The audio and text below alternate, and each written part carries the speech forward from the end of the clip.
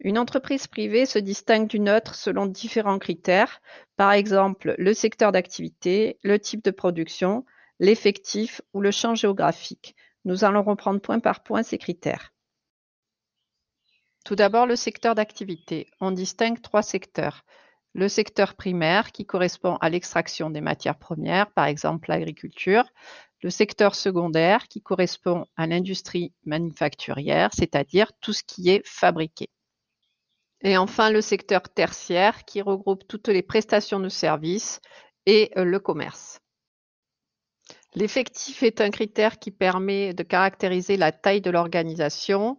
On distingue les TPE, très petites entreprises, qui sont des entreprises de moins de 10 salariés, des PME, petites et moyennes entreprises, qui correspond à une entreprise entre 10 et 249 salariés.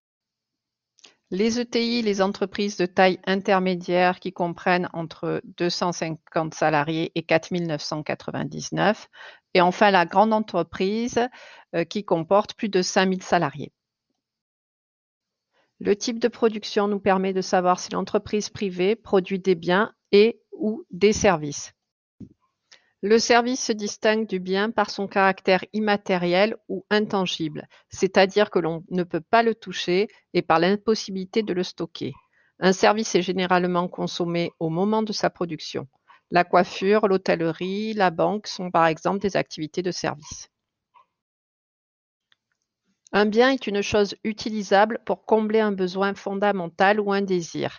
Cette chose est concrète et physiquement tangible, c'est-à-dire palpable, on peut la toucher. Et enfin, le champ géographique, on précisera si l'entreprise privée a une action locale, régionale, nationale ou internationale.